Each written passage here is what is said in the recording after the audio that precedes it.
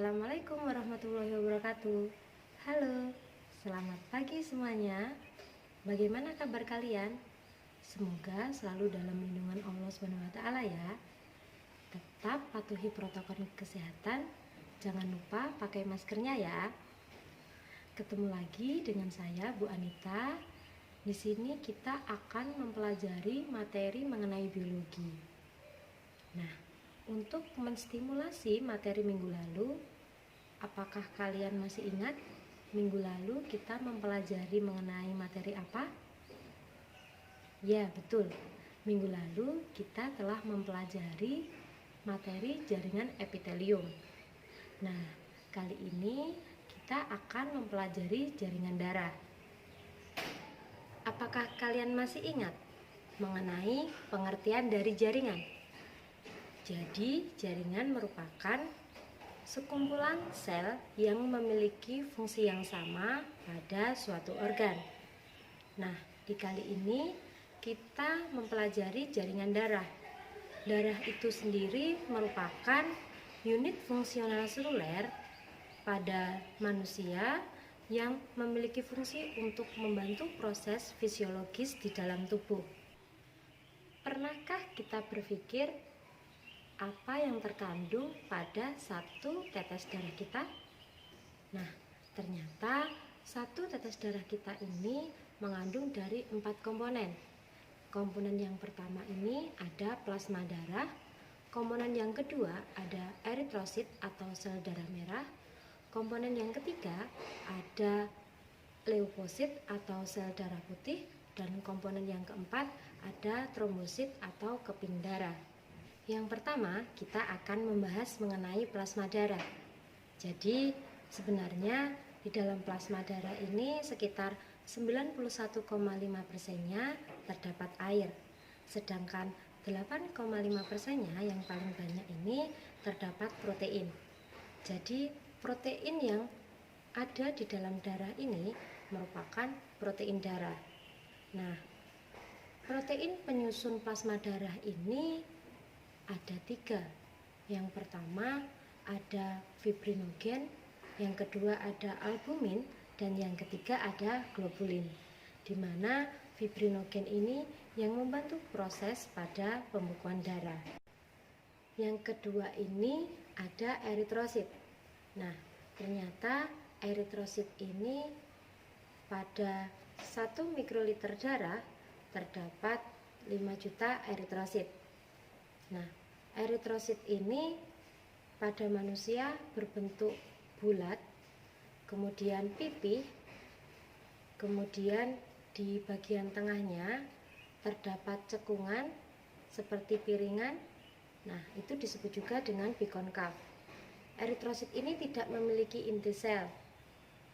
Warna merah pada eritrosit ini dikarenakan adanya unsur heme atau yang disebut juga dengan hemoglobin. Fungsi dari hemoglobin ini sendiri yaitu untuk mengikat oksigen dan karbon dioksida.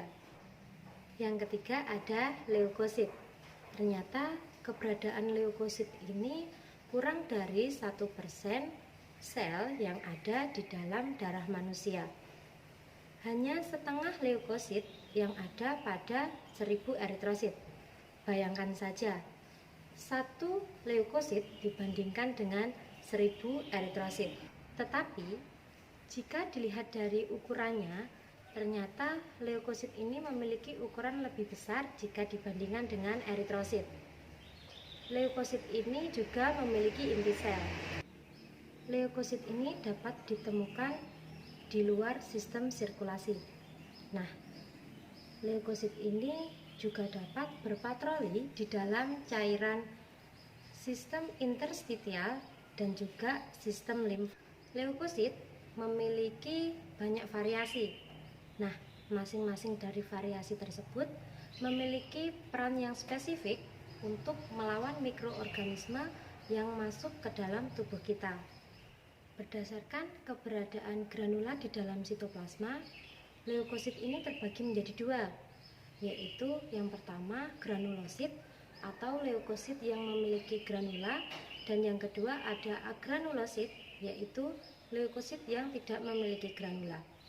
di mana granulosit ini terbagi lagi menjadi 3, yaitu ada neutrofil, ada eosinofil, dan juga ada basofil. Nah, di antara ketiga ini yang memiliki ukuran paling besar yaitu neutrofil. Sedangkan yang agranulosit itu terbagi menjadi 2, yaitu ada limfosit dan juga monosit.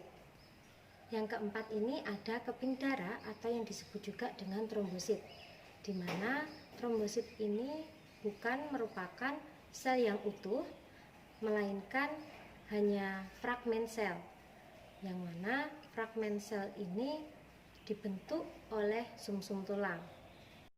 Trombosit ternyata tidak memiliki inti sel, karena trombosit hanya berupa fragmen sel.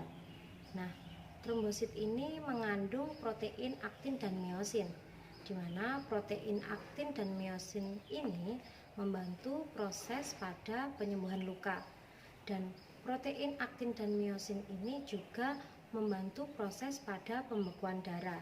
Nah, di sini ada beberapa fungsi dari darah. Fungsi yang pertama yaitu mengangkut zat makanan dan oksigen ke seluruh tubuh. Yang kedua, sebagai mengangkut karbon dioksida dari jaringan tubuh ke dalam paru-paru. Yang ketiga, mengangkut hasil ekskresi dari jaringan tubuh ke dalam ginjal. Yang keempat, mengedarkan hormon untuk membantu proses fisiologis di dalam tubuh. Yang kelima, menjaga stabilitas suhu tubuh. Yang selanjutnya, mencegah adanya infeksi di dalam tubuh. Dan yang terakhir, menutup luka.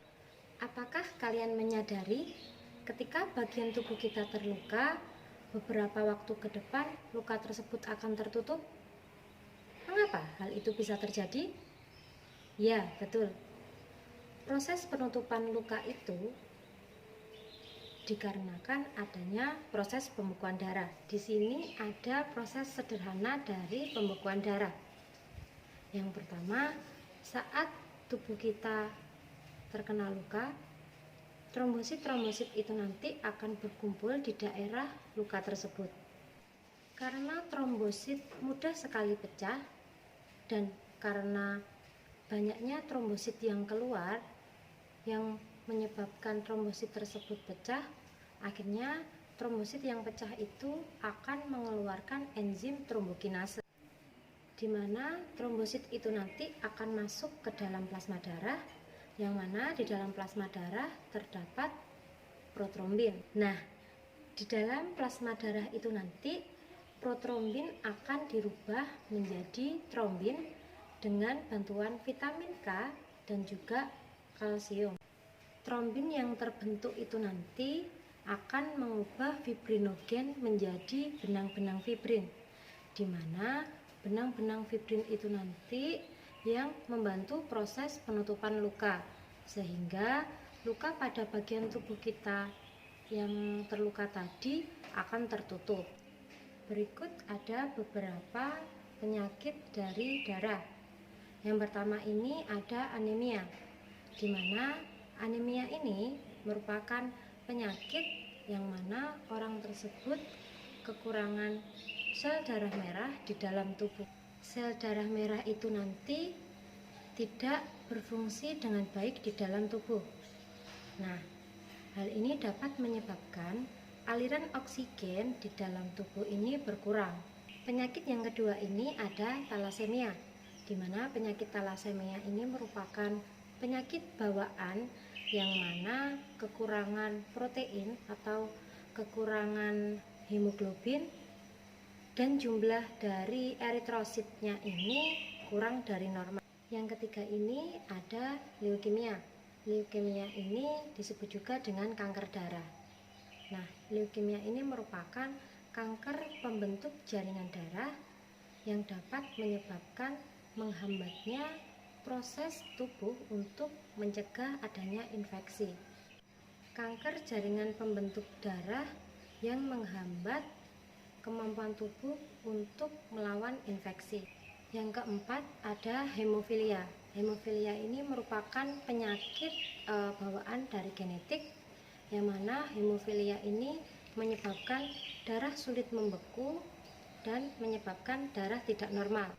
Selanjutnya ada hipotensi, di mana penyakit ini ketika darah memiliki tekanan kurang dari 90/60 mm merkuri. Nah, hipotensi itu tadi disebut juga dengan penyakit tekanan darah rendah. Selanjutnya yang terakhir ada hipertensi.